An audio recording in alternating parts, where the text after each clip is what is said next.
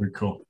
Let's go ahead and get started. We'll probably have more people coming in here as we go. But one of the things we're going to do, guys, we did this about a month ago. We're going to do this, again, probably like once a month. We'll kind of get into a routine here. It might be the first Tuesday of every month, or we'll figure out a time to do it. But kind of do just a mastermind free for all, no set training, but just something that you guys can throw out questions, throw out things you're dealing with, throw out ideas that you're working on, different things, and we'll mastermind a little bit. We'll just talk, just get a good discussion going amongst all of us and see where all that goes and feed off of that a little bit, whatever. So I think that'd be good to do every so often. We did it a month ago and it went really well. Eric kind of had some things. Do you want to share some stuff, Eric? You had a couple of things here. I know you're gonna have to leave soon. Yeah, jump off. Yeah, it'd be cool. Thanks. Yeah, go ahead. Thanks for letting me share. I appreciate it. I don't come on to the transaction side all that much, but as a reminder for most of you, I've owned a couple of brokerages. I've been around the industry for about 35 years, so I've seen my fair share. Am I in the day-to-days today? No, I'm not in the day-to-days with buyers and sellers, but I'm dealing with hundreds, in essence, thousands of agents who are involved daily in transactions and concerns around it. One of the things that's heavy on my mind, and it's heavy because I forget how much learning there is in real estate, no matter what level you are. I forget, especially today with social media, how we're attacked constantly by advertisers or people that are wanting something from us. And we keep adding and adding to our day and we get less and less done. We keep doing more things, getting less accomplished. Anybody feel like that ever? And so it goes back to a training that I attended years ago by a real estate trainer. I can't even tell you who it was. And they taught me years ago something that I've used in many businesses, in many entrepreneurial opportunities. And it's a priority system, and it's going to be different than you've ever heard before. Timestamp would be, everybody talks about priorities, but as a realtor, it's probably more important that you hear what I'm about to say and you learn how to manage your own expectations. Because at the end of the day, if you can go to bed and feel like you've had a great day, it's probably because of what Tony Robbins says, you made progress. And it's hard to make progress if you don't think you made progress. So let me give you a very simple system, especially if you're relatively new or you're trying to get more business. If you're already on autopilot and you do your job well, congratulations. You may find some value here, but let's talk about this as an A, B, C, D priority. The way it's broken down is real simple, and I'm into simplicity. A is money on the table, a contract that is closing, an offer that is expiring, anything where there's legitimate money on the table and you can't ignore it. Now, you may not have to do anything today, but it has to be on your I priority. You have to be able to wake up in the morning and look at your priorities and go, that's something I don't want to ignore, but I don't have to do anything today. That's an A. What's a B? Anything that will, with one change, with one shift, become money. You're working with buyers, and they're qualified buyers, and they're reasonable buyers, and you need to get them into a house. That is a B priority. Now, for most people, it's an A priority because you got nothing on the money side. But I want you to know it is still a B priority until it moves to A. Don't lose that slot. Curiously enough, there are other things that are B priorities. For example, you get a lead that came into you, okay, and you think it's a hot lead, right? And you want to attack it, but you don't know, are they qualified? Are they this? Are they that? They can't be a B priority if they're not one step from contract. If you recognize they need a pre-qual, that is going to be a C priority. Now you're sitting there going, in your mind, C's are like, oh my God, that's way behind A and it's way behind B. No, think of it as a concert. You're in the third row. You're right there. Right? So I want you to understand A, B, and C and what we're talking about are all hot, hot, and hot. They're just prioritized. If you want to call it, it's not even hot and warm and lukewarm. They're all hot because they will all turn into A's. So an A is something that means money. B is one step from money. And C is something that you know you can get to B and get to A. you have a positive feeling about it. Now, what is D? D is everything else. And so here's the day. If at the end of your day, all you had time with are A, B's, and C's, that's your life. Now, I understand you always have to have those people coming in. There's systems for all that. Okay? But I want everybody to understand, and that's what I wanted, one of the two things I want to teach today is that ABCD philosophy of exactly how you could do this in your life. Jeff, you do more things on a daily basis, more things, different things than almost anybody else I know. I know you have a priority system. And most of the things that Jeff, you and I talk about are probably more B and C priorities, but I know you never lose sight of the A's. So again, most of us don't have any A's right now. Leave that slot open, figure out how you can get a B to an A and a C to a B. Does that make sense? Yes or no? Yes. Anybody have any questions about what I just shared? I just talked to a guy. There's a lot to talk about with that. Yeah, but you get the idea. Yeah, for sure. I just talked to an agent. That agent is really new. He's got a closing in 2 days. He's got 3 buyers he's working with, and he's got about 50 leads a day coming in. And he goes, Eric, I am overloaded. I said, don't be. When's the closing? He says, in 2 days. I says, do you know today it's closing? He says, I knew yesterday it's closing. I said, what do you have to do today to make sure it is? He says, I don't think anything. I said, great, no problem. Those 3 buyers are your B priorities. Are they pre-qualified? Yes. Do they know what they're, for the most part, looking for? Yes. Are they reasonable? Can you get them a house? Yes. Then those are your Bs. Your Cs, he says, I really don't know what my C's are, because again, he's not been in it long enough. And I said, well, you take D's that are your leads and you have a quick conversation with them. And, you break the ice, you get to know them. But the bottom line is you need to find out how long they've been looking, right? What's the price point and area? Are they pre-qualified? And how quickly they want to move. And the minute that you find those 4 things out, immediately you can say, oh, you're not pre-qualified? I'm sending you to a person just to pre-qualify you. You don't necessarily need to use that lender when you buy the house, but let's begin the process because I can't even show you something and put an offer in until that's the case. So those become C's, okay? Because they're 2 steps away and they're separated from all the others that are not in that hunt right now. One of the things I want to leave you with is this. It's okay if the buyer or seller is not ready, it's okay to go to the next person. You don't have to hold on to every one of them. There's a way to hold on to every one of them using KV Core and a system, but I want you to, in your mind, understand where most people run into problems isn't the A priority.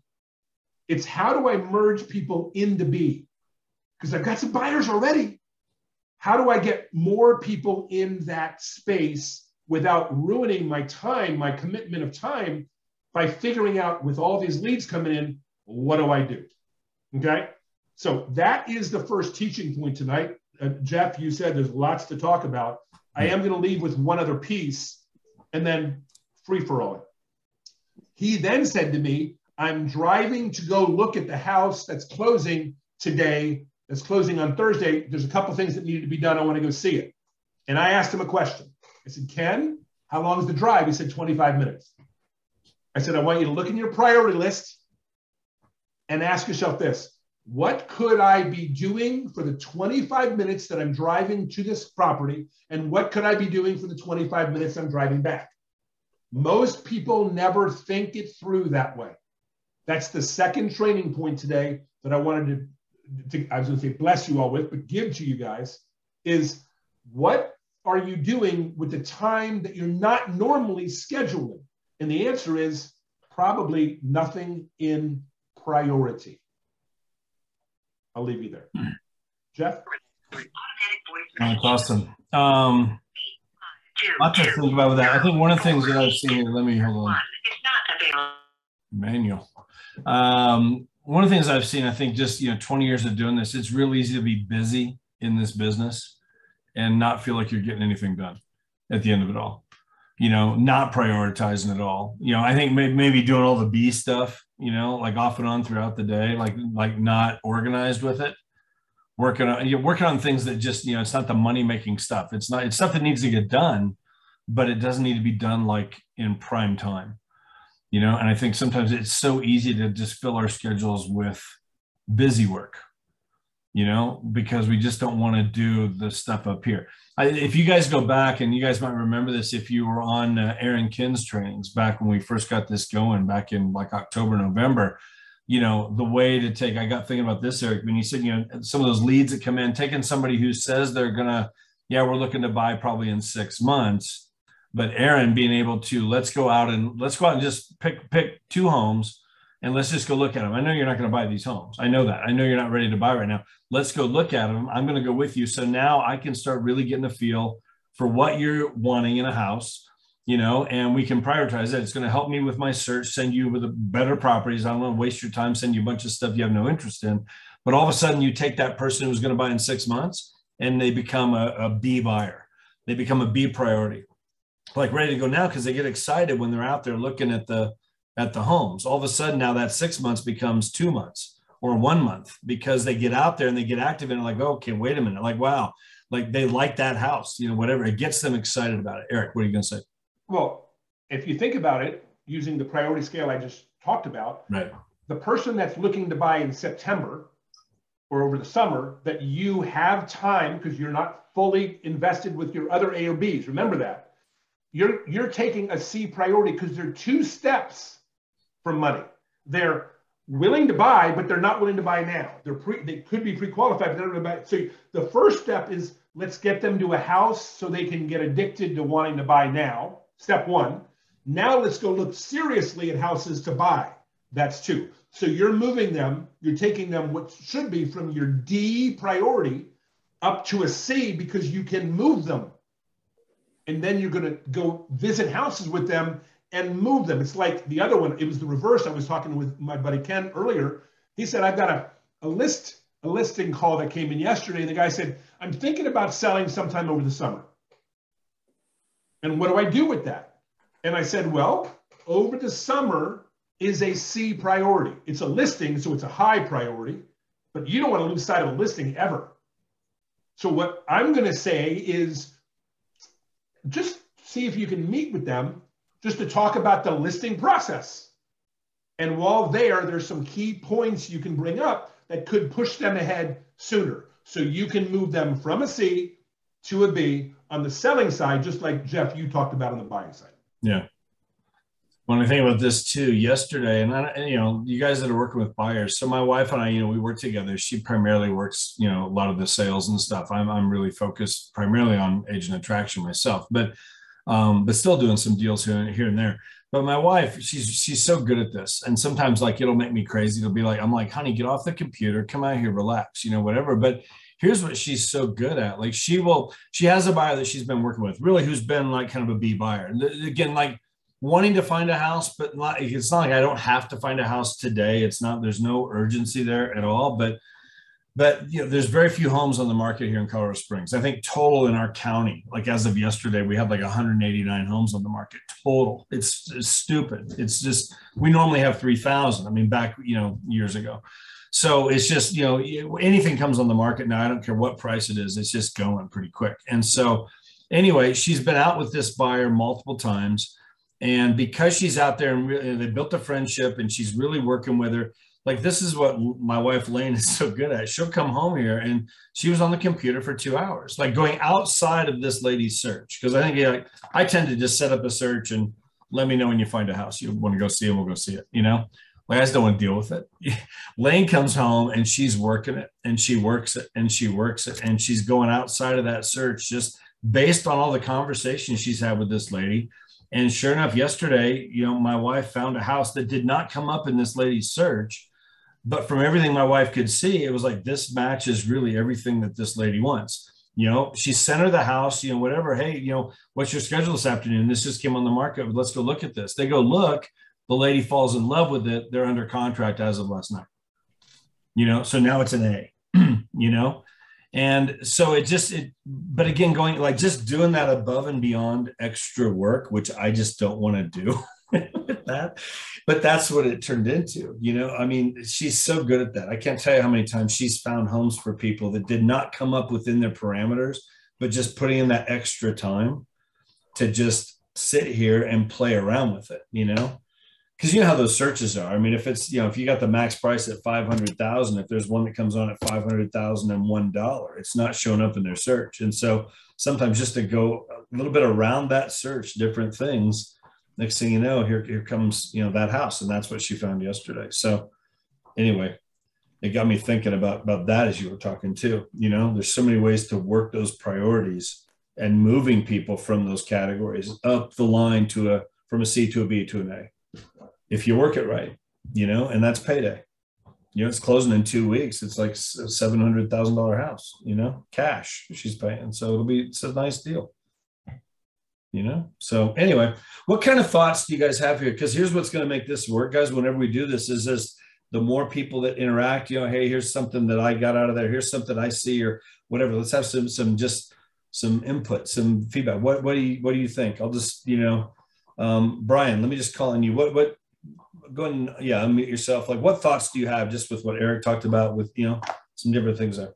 Well, with what Eric talked about, I mean, you get, you know, there's always something that comes up. Well, something comes up to get you sidetracked. I mean, the best thing that's worked for me is just, blocking time, you know, for agent attraction, for instance, and then you do everything else, you know, from your, you know, A, B, C, and D, you know, outside of your time slot. And then if your agent attraction time gets, you know, overrun by, you know, your other things in your priority for your transactions, and you just got to move it around.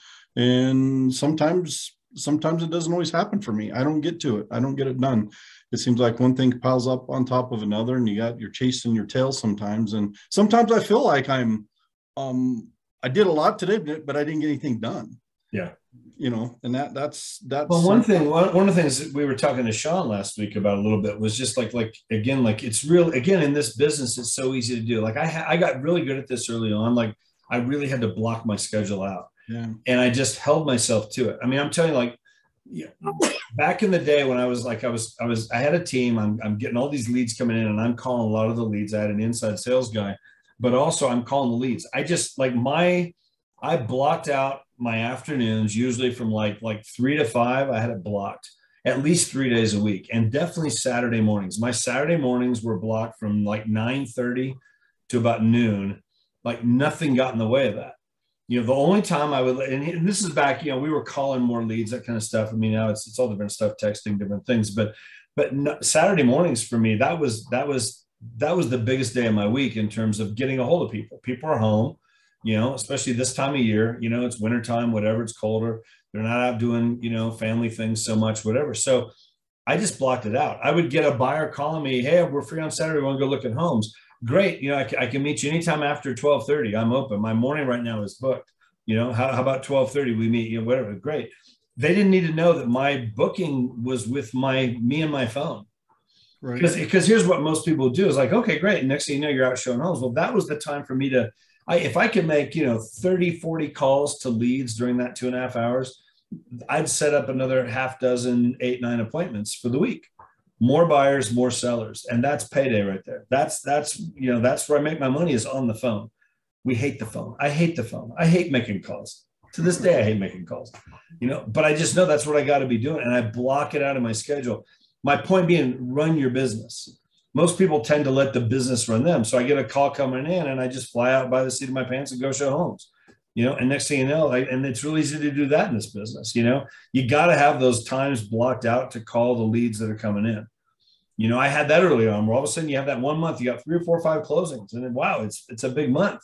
But then you have no closings for the next 4 months because you weren't blocking out, prioritizing, making those calls for the future business. Right. You know, and I think a lot of new agents have to go through that learning curve. You know, I had that as well. It's feast and famine. Whereas if you're just, blocking out that time, making those calls like every day as much as you can, being on top of that, keeping that blocked in your schedule, you always have business. You always have deals you're working over time. So one of the things to add to that is if you are wanting to learn something new, for example, Jeff does a great training on how to create a link through your local MLS and send it out through KV Core to all of your people. It's crazy how simple the process is. He's got a video on it. It's phenomenal. Some of you are like, I need to learn this. I keep going up and finding this problem. I need to learn it. One of the things that people that know they need to learn anything is they schedule about 30 minutes a day for learning. It's in every day, and it's the time where they literally take off their production hat and they go into their education hat. And for some of you, you won't do that 5 days a week, but you'll do it 3 days a week. And if you're not getting all the business you can get, then that may be something you should prioritize. Now, how does that fit into an ABCD board the way I was explaining it? It doesn't. When I was explaining ABCD before, it's with people and buyers and listings and transactions, which means if you, like Brian said, sometimes you just don't get to it. Brian, if you remember what I said at the very beginning, the goal isn't to do the work. The goal is at the end of the day to say, I have succeeded. I've moved people from C to B, B to A, and I've educated myself so I'm better tomorrow. Okay? And if you're a good real estate agent, you're always going to have business that you couldn't get to today. Always. That's why we can work 24 hours a day and never catch up. Okay, so if you don't have leads coming in that you can't get to, you're not doing it well enough. Okay, so I want you to understand you're supposed to go to bed with stuff still not done. It's part of what we do in order to function, but we gotta, in our brain, say, I've succeeded today, I'll take care of tomorrow. Yeah. By the way, the other thing I didn't want to miss, that 25-minute piece, a lot of you guys, if you look at what you have to do during the day, at the beginning of the day, you're going to find time slots to put some of your lower priorities in that you still need to get done. And if you've never tried doing that, just try it once and then go, oh, that's what he meant. Yeah, definitely. That's good. Let me ask you, Robert, can you unmute yourself? There you go. What thoughts do you have? Just not to pick on anybody, but just, any thoughts out of what Eric's talking about? Myself, Brian, what thoughts are going through your head with all this? Yeah, well, I really like, fitting in the smaller things in between the bigger things. I always used to call it, your big rocks. You kind of need to figure out those high priority things, schedule those in your day, those things that you need to get done to push the transaction forward. And then all those other things that do need to happen in the day that might not be as big of a priority kind of fall in between those big rocks. So, if you're trying to fill up a container, big rocks going first, all the small things kind of fit in between. So again, kind of figuring out, okay, how am I going to push these transactions farther, working on those as a priority first. And then obviously all the systems and those other things kind of fall in between. Just a small example, I have a listing where I have to meet the inspector out at the property today. And, I could just sit there and chit chat with the inspector for an hour and a half, but instead I'm going to have some tasks that I'm going to be working on while I'm there to maximize that time. So that's awesome. I just posted in the chat box a 4-minute, I think, video, or it could be a little longer, but it's on law of the big rocks. You mentioned rocks. This video gives you, we all saw this a year ago in January from Ryan, gives you how to prioritize things in your life. I got to jump off for 10:30. I'm going to tell everybody this, and I believe this from the bottom of my heart. Until you can learn how to set your priorities, you're never going to accomplish the things you want to accomplish in your life. I wrote a book a number of years ago. In that book, it talks about, at one point, I interviewed a number of billionaires, millionaires and billionaires, and asked them the question, hey, or it was interviewed, and they said, if you could write the secret of success, business-wise, on the back of a postage stamp, it has to fit in the back of a postage stamp, what would you do? And here's what they wrote. The number one thing is this: make a list, prioritize the list, do the list. And I know every one of us hear this over and over and over, but I'm going to guarantee you that yesterday, most of us didn't do the priorities. We didn't do the big rocks. We didn't go rocks, pebbles, sand, water. If you learn to do rocks, I'll leave you with this. Relationships. You want to keep relationships, and I don't necessarily mean intimate, but those count. If you will prioritize those just for a short bit every day, and you do one thing just to make sure that connection is there, it isn't a big thing, but it is a big rock because it's something you need to continue to nurture. Jeff? Cool. No, that's awesome. Thank you. Very cool. I think that whole idea, like going back to, like me scheduling those Saturday mornings. I mean, again, if that makes sense, I hope that makes sense to everybody, but I blocked out that time because it was the time to reach the most people. So from 9:30 to noon, I just had it on my schedule every Saturday. The only time I changed it, and I had to learn this lesson, I had to change it when I would get out-of-state clients coming in. They're here for the weekend. They become the priority because I know they're on limited time. I did that one time with people coming in, and I went over to the hotel to pick them up at 12:30, and they weren't there. And of course, they were out with another realtor looking at homes because they felt like, geez, like we're only here for the weekend. And so again, live and learn. It happened one time, and I just learned not to do that again. But otherwise, like people here local, especially like, whatever, we can go look at homes at 12:30. We're fine if we're not out there at 10 o'clock. They can wait 2 hours, and they don't need to know that I'm already booked. My appointment is with me and my phone because that's the priority. And that's where I make the money, is being on the phone, making those calls to set setting all these appointments, more buyer appointments, more listing appointments for that following week. That's where I made my money. And that's where I ended up, again, when I built the team, because buyers, that's why I stopped working with buyers like after my first year, pretty much. I mean, I would work here and there. I mean, it would happen, but for the most part, I took over doing the listings.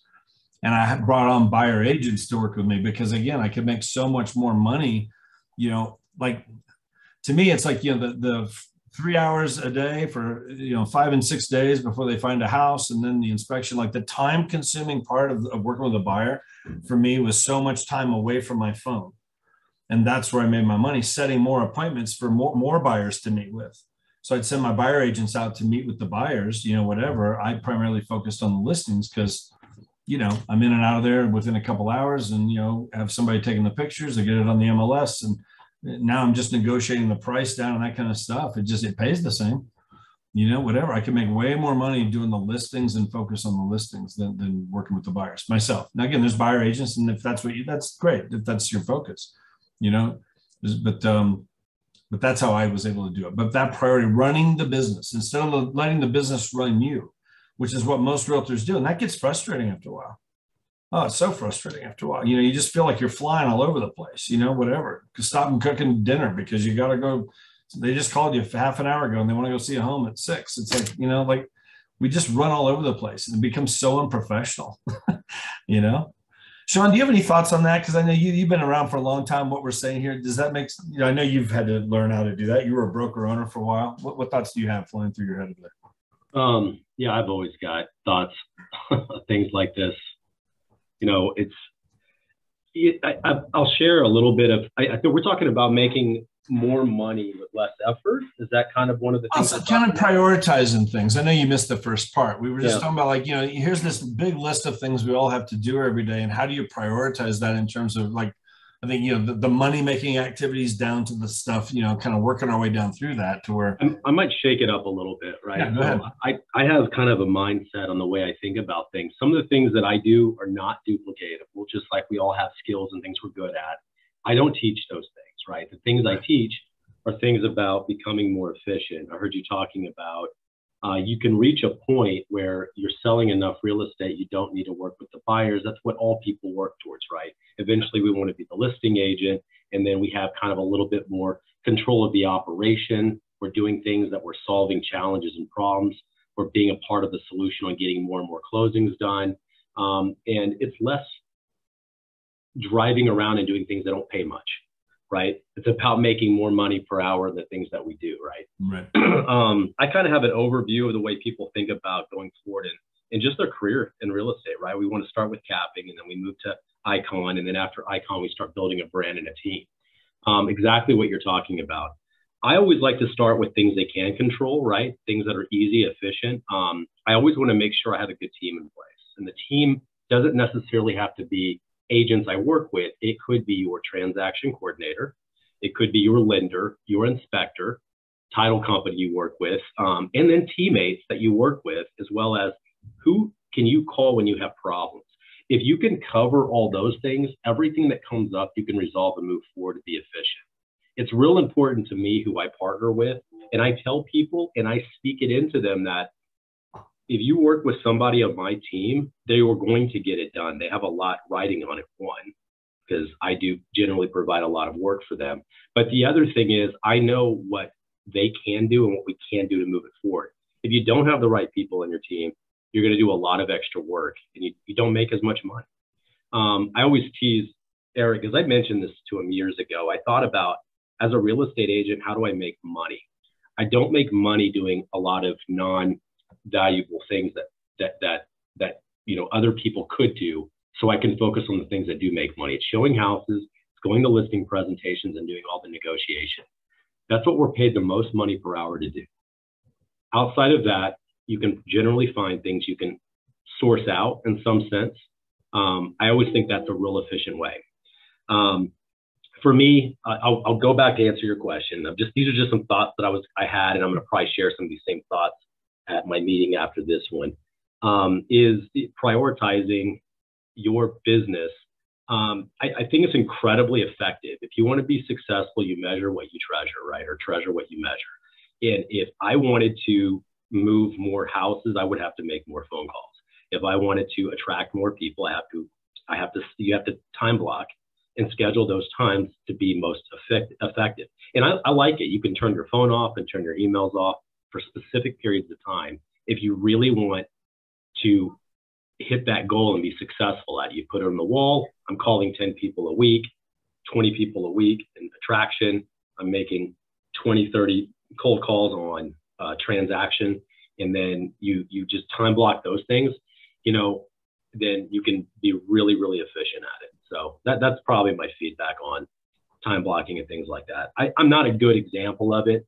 I leave a pretty open calendar Wednesday through Friday because I'm constantly interviewing opportunities. Mm-hmm. That's what you really want to be. You want to be a source of people coming to you with things.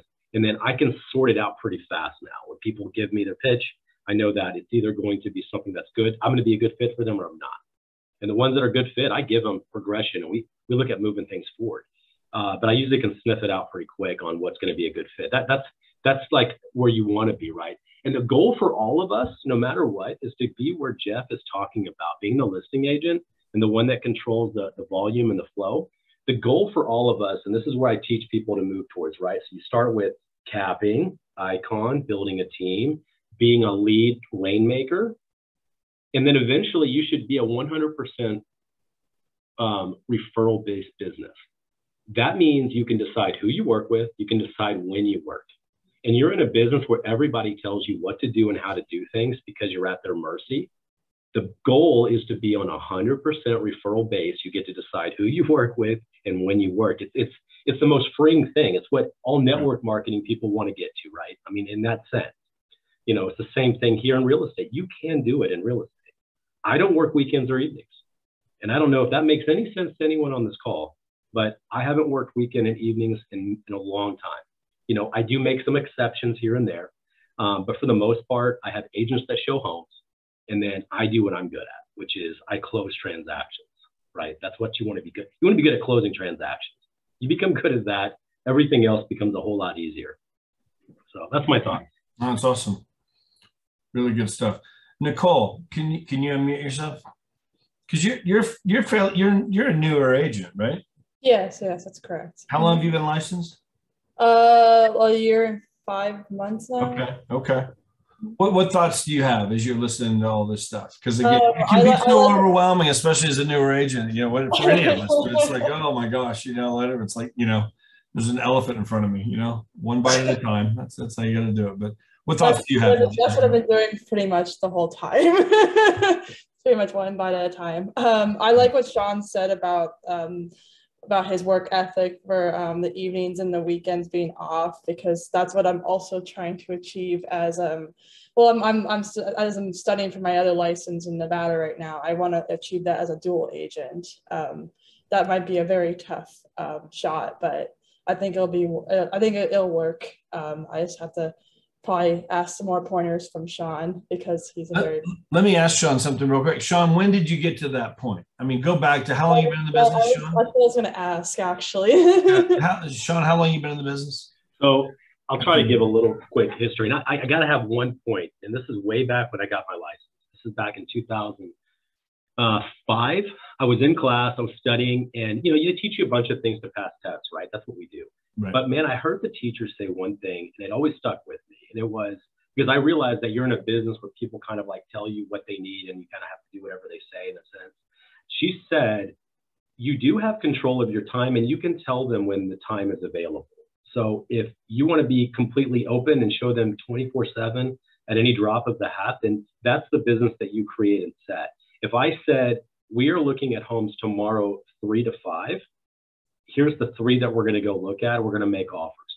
That's projection of where we're going and how we're going to solve a problem. And that's the opportunity we're going to go and when we're going to go. If people are motivated to buy homes, they're going to be at those showings. I don't have to wait and say, hey, when can you go? Oh, great. Next hour. Okay, well, you can't run your life that way, right? So that was one tip that I learned way back when I got my license. I just never forgot it. I was like, because I had to. I was working full time. I was vice president of human resources for a company here in South Lake. And, I was handling employee issues and stuff like that. We had a home building company at my company, and I offered them, I said, look, they were $1 million homes. I said, I'll tell you what, I'll get, if you'll pay for my license, I'll stay on. It took 2 years to get a broker license. This way back in 2004. I'll stay on and get my broker's license. I'll open my own brand. You cover the cost of all my education, all the cost of my branding, then I'll list your houses for free. Because they knew I was good at like talking and working and selling. So he said, sure, let's do it. What do I got to lose? This is only going to cost him, $1,000 a year. And he got his own inside salesperson that saves him, $20,000, $30,000 every house we sell. It was an easy investment for him. And for me, it allowed me to have someone that platformed me a business. So I started that. I effectively opened True West around 2007. And, for me, I don't want to call it part-time, never consider it that, right? It's just it's an opportunity to make a closing and a transaction. Whenever that opportunity comes, you make the transaction. Always have the mindset, if you want to control your schedule, never be the one that holds back a sell.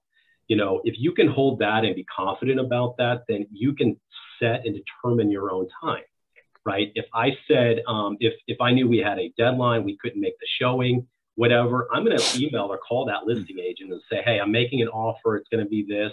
I want you to give me a chance to get this in.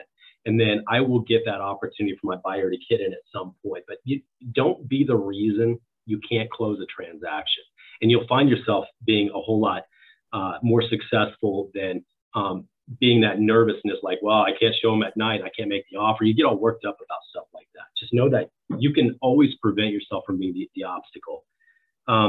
I was selling houses. I'd sell to friends. I self-taught myself real estate, just to be perfectly honest. That's why some things that I do may not be duplicatable, and I don't train those things. But I was selling my friends' houses, and I would stick signs in yards and copy how everybody else was doing it. I didn't work for KW. I didn't work for Coldwell Banker. I worked for myself. I had True West Realty. I opened it, and then I started adding agents, and I started guessing at how do I do splits. I mean, I didn't know how to do any of this. And I was like, let's try 70-30. That sounds pretty good. You keep 70%. I'll take 30% for my liability and my education, teaching you the things that I don't even know yet, but I'm going to teach you something. It was just kind of an experiment for me. And, I'm one of these guys that's really unemployable. I get fired from every job I ever work. I've gotten fired from Papa John's Pizza, right? I've gotten fired from Coram Deo. It's a private school here. North Texas fired me. I mean, I've been fired from even that HR job. They fired me. So I knew that for me, I'm not an employable person, but man, I'm a darn good entrepreneur. And I have vision and I see things and I know how to bring things together and solve problems. Shaune's a good example, right? He came to me and said, hey, I want to buy a house and have some equity when I'm done with it. And I said, sure, I'll put a plan together, right? He's got freaking 1,500 agents and he asked me to help him. We solved the problem. He lives in a beautiful home. He's in the study of the home that we did for him. But I saw what he wanted and I told him how I can get him there. And we made an offer. We did it. Now he's got tons of equity and he's been there a couple of years. Those things are just something that I'm a born entrepreneur. I don't know what else to say about it. And I just think of ways to solve problems. But then I like to say things in layman's terms that people can really understand and relate and make sense, things real simple, right? That's why I said, if you're going to make money in real estate, you can go, show houses, you can go write your own offers, you can do the transactional stuff on the back end, you can go and scrub databases. I mean, you can do all those things, but you'll find that your highest dollar an income per hour is made negotiating contracts, showing buyers homes and then doing listing presentations. You make more money per hour doing that than anything else. I kept growing, kept adding. I tried lead sources. I know I could probably ramble on about a lot of the things that I experimented and did. Did I answer your question, Nicole? I know it's kind of up in the air. Yes, you did answer my question perfectly. I think what you're saying in summary is be more transparent with your clients. Is that what you're exactly saying? Like just know your boundaries, I guess? Or I like to give them, here's an easy tip. If you can remember this, when you're communicating with a seller or a buyer, one of the things that most agents do not offer is the next step. If you could always have a next step, then you have an order of process on how we're going to solve the problem, right? So the next step is we're going to go look at some houses and we're going to make some offers. That's going to be our plan. Or if we're listing the house, hey, we're going to go a couple of weeks, we're going to list it, we're going to do open houses, we're going to get promotional things. If the price and the condition are good, then we will get multiple offers. If we do not get multiple offers in the first 2 weeks, then we need to make some adjustments. Either we change the condition or we change the price. That's the only two things we can directly relate and connect with. And then that's a plan of action, how we move forward. That's all you got to do. Do next step. Next step is this. This is what we're going to do. And buyers and sellers, you don't want to be the guy they call. Hey, what are we doing? Where are we at? What's going on? You want to always have, here's the next step. Here's the next step. I gave you the next step. The next step is this. And then that way they have some confidence that we're moving forward together and we have a plan of action. Because this is a big deal, right? If I'm not buying houses and selling houses every day, which most people are not, this is how we add tremendous value to them, as we give them a next step. And if you don't know what the next step is, Nicole, because you're new, ask your mentor. Just say, hey, I'm meeting with my buyers. What do I tell them? Where am I going? What are we doing? Get some direction from someone that can give you some next step options. So that way you have a direction that we're going. Don't just blindly start showing houses and not have an objective or a realistic expectation of what we're looking at and what realistic chance we have of winning. We need to discuss those things, right? We don't need practice showing houses. We need practice winning houses, right? Yeah, I think having a mentor might help, like set up my schedule, like you said, like when you have evenings and weekends off. I think that might be helpful. But yeah, I did learn a lot from you. And I think at the beginning, Nicole, I don't know, Shaune, maybe it was different for you, Shaune. I know for me at the beginning, my first couple of years, there was a lot of out of balance. It just was. It was and again, I'm married, 2 daughters. They were 6 and 3 when I got licensed. I wanted her to be home with the kids. She wasn't licensed yet. It was all on me, 100% commission. So it's do or die time. It was out of balance at times. I remember we blocked out Wednesday nights. That's going to be family night. We're doing different things. We did like a family Devo and we do different things and watch movies, whatever. But, Saturdays, Sundays, there was a lot of out of balance at the beginning to just get the business going. Once it got going and once I learned how to do it and how to start building a team and different things, then, and I think too, I didn't start building a team. It was my year 4 for me. My 3rd year, I did 72 deals, by myself, no assistant, no transaction coordinator, nothing. It was stupid. It was just, I learned from it. It was completely out of whack. Made a ton of money with it, but then we hired an assistant, best thing I ever did, And one of the things I learned from, again, through Craig Proctor, talked about this, like, if you start figuring out like what you're worth per hour, and then you start realizing like, there's some certain things that I can delegate out here. That would not, because it's like for me to stuff envelopes to send out a newsletter when if I break down, here's how much money I made whatever, last year, here's how many hours a week I work. You divide that out and you figure out, okay, you're worth, $200 an hour. Why? I would never pay somebody $200 an hour to stuff envelopes for a newsletter. I can delegate that out, and I can't change the outcome of that. If you can change the outcome, that's your job. If you can't change the outcome of something, then that's something to delegate out. I remember Craig Proctor talking about that one time, Brian Moses, who's actually now in EXP, and he was one of, kind of Craig's right-hand guy. And Craig always told the story at his conferences, how he called Brian one time. It's on a Saturday and Brian's out mowing his yard. Brian, what are you mowing your yard for? Like Saturday, that's family day. Let's go play with the kids, take your boys, get out there, go throw the football around, get to the park, go to the beach, whatever, that kind of stuff. And Brian was like, he's mowing his yard. Like Craig was like, Brian, for $30 an hour, you could hire a couple neighborhood kids to come over and mow your yard. Like, you're worth more than $30 an hour. You're worth $400 an hour. Would you pay a neighborhood kid $400 an hour to take that out? No, like, hire that out, and take that time. So, I mean, things to think about with that in terms of just, eventually you get to that point, Nicole, if you're building it right. And again, depending on what you want to do with your business, everybody's going to have different goals, but I wanted to get to that point where I had a business, and I'm kind of the rainmaker of the business.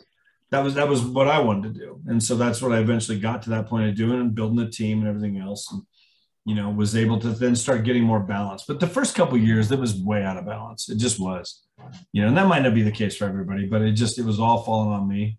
So, and then just learning how to do it. My goodness, the first time I listed, I put the sign in front of the wrong house. Like, there's a story for you. They come out the next morning. Who's doing? That's a true story. But anyway, so Tim, what thoughts? Do you have any thoughts on this? I know you jumped in late.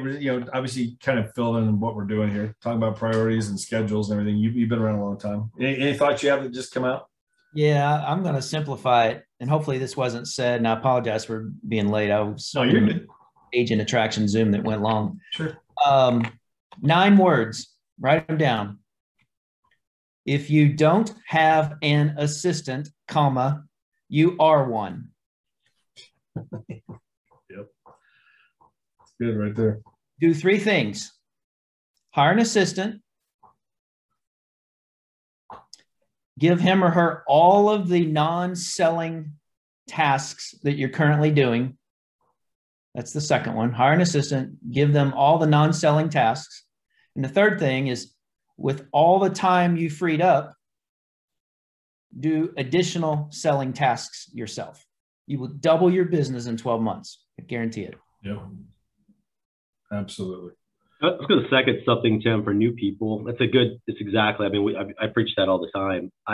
You can outsource VA work for ridiculously inexpensive, right? So Nicole, you're new, maybe you do a lot of these things initially, but at some point you get a couple of transactions going. You can outsource. This is for anyone on there for, $50, $100 a week, and you can knock out 4 or 5 hours worth of non-essential work.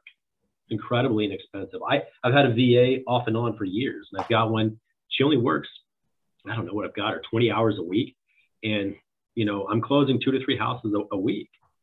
And I'm not showing houses. I'm not going to listing presentations. I mean, I'm a referral only business though, right? So I've got a team of about 18 agents that I pass out leads and I create opportunities for them. But that back end work that they do makes me incredibly efficient. I think Tim's exactly right. For sure. What's that? There's a company out there. I'm just trying to look it up here. But when you mentioned the assistant, like it's Rocket. Do you know what I'm talking about? I went to a conference. I did the 1, 2, 3, or whatever. I did the one that one of the speakers offered, and I've stayed with them. It wouldn't be the most cost effective way, and they don't just do real estate, but they offer. And the girl that does work for me is great. She's very good. So I've stayed with them all this time, and I tell you, you grow a team, you can actually start dividing her out to everybody else. I mean, they want work and they want job security. So yeah. FYI, I mean, you can really get. Well, no, there was a conference last week. Sphere Rocket is the name of the company, and I know Kathy Carter, who most of us know. She actually hired a virtual assistant, $4 an hour through Sphere Rocket. you know, and she's doing great stuff with her. I mean, I was on a Zoom with her the other day. We were going over a couple of things with her assistant on there as well, and just getting her set up with some different things. You got to train them, you got to do all that stuff. But for $4 an hour, you know, she's getting a salary somehow through Sphere Rocket, but then that's how much it costs, you know, you. So yeah, just things to look at. I've never had a virtual assistant before, but you know, it's a whole new world now with that. But Tim, how long had you been in the business before you hired an assistant? Do you remember? Was that early on, or was it like you were a few years into it, or? Yeah, it was either my third or fourth year. Yeah, for me it was year 4. You know, I'm sorry. It was year 4 for me. I mean, yeah, you know, it's about right. Yeah, I remember my wife. Go ahead. I hit a $4 or $5 million ceiling on what I could manage effectively myself and have a life, and that's when I hired an assistant. The very next year, I did $9 or $10 million. Yeah. But I got all that non-income producing activities off my plate. Yeah.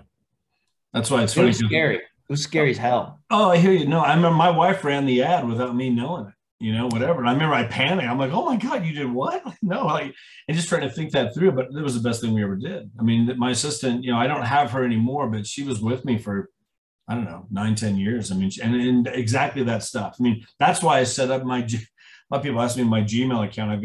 I used to have this, it was just jamorell@gmail.com. And then when I hired my assistant, it's now jamorell2do@gmail.com, because she would send me all the things that I needed to do. She took care of everything else. That's why I have that account now, you know, and I've just kept that ever since. But that's what she would do, just even weeding through all those emails, because there's so many emails that I just didn't need to deal with. And she could go down through all those, delete, and wait, this one needs to go to Jeff. This one I can handle. She'd reply back to different things. And she just got really good at that kind of stuff. And, you know, the mailings, we used to do a lot of mailings, all those leads that would come in, and she'd send them stuff and get them set up with different things. We just taught her what to do. She was awesome. But, you know, man, that freed me up so much. Yeah, listening to all this, I did it all myself. I was the transaction coordinator. Like I had a company, right? So True West, I would do all their transactions. You know, I did it very manual. I didn't have classes and things like this that you guys are sharing. I would write transactions. I would do it in the middle of the night too, you know, write offers for my agents, and then I would handle all their back office stuff. As soon as I hired that transaction coordinator, that's when everything just like, wow. Yeah. Now I can do volume. I can spend less time doing real estate that's not relevant. And it was transformative for me. I mean, you know, I thought about it. I wanted to create a transaction coordinator. This is way back. And I even created like the Google sheet online. People would fill out a form, they'd send it to me, and then I'd fill out the transaction based on what I collected from them. And I used to simplify everything to exactly what we needed to do to write an offer from a buyer standpoint, all the different options that we would consider, and then they could make their own if they wanted to. But I gave them easy ways to fill out offers, and then I would submit them. Gosh, it wasn't, I didn't get paid much for it, but it was an offer service that I would do. And after I trained others to do that, yeah, it's been light and day. I mean, my admin, Jenny, is the best kind of transaction coordinator I've been in Texas. Yeah. You know, she handles anything and everything that she used to do all my team. And then she set her own boundaries and said, no more writing offers for agents that are not Shaune. So now she only does things specifically for me and won't help anyone else anymore. But I give her plenty of other things to do. So yeah. Thanks. No, for sure. It's awesome. Well, good. You know, priorities, and, you know, started out with that. I think that's just key, you know, and just, again, look at that list, A, B, C, D, you know, whatever, or 1, 2, 3, 4, whatever you got to do to prioritize things, but then just really, you know, the money making activities, I mean, just, you know, to give those the focus, you know, whatever. And yeah, how you set your day up, but you can't go to bed at night feeling like you really got through something, you really accomplished some good stuff, you know, because it's really easy just to fly through this business, and every day where it's just chaotic, and life is chaotic, and it just feels chaotic. You go to bed feeling chaotic, you know, it's just, you don't sleep good because it's all this kind of stuff that's not getting done that should have got done, and everything else, you know. So anyway, any last thoughts? Anybody want to jump in at all? We'll wrap it up otherwise. I think this was really helpful. Thank you, Jeff, Tim, and thank you, Shaune. This really gave me a bigger perspective on everything. But. For sure. No, it's good stuff.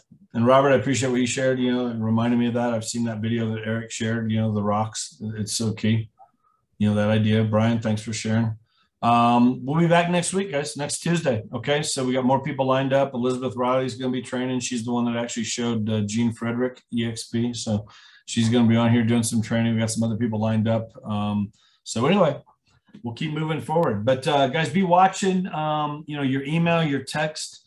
Just a reminder what Eric said, we will be transitioning, everybody into a Freedom Team page, a group in workplace. That's coming probably this week and next week. We're going to be doing all that. We'll be kind of phasing out the Facebook group Freedom Team. We'll keep it there for a while, but we're going to be moving everything over to that workplace group. Okay. So we can all just communicate in there.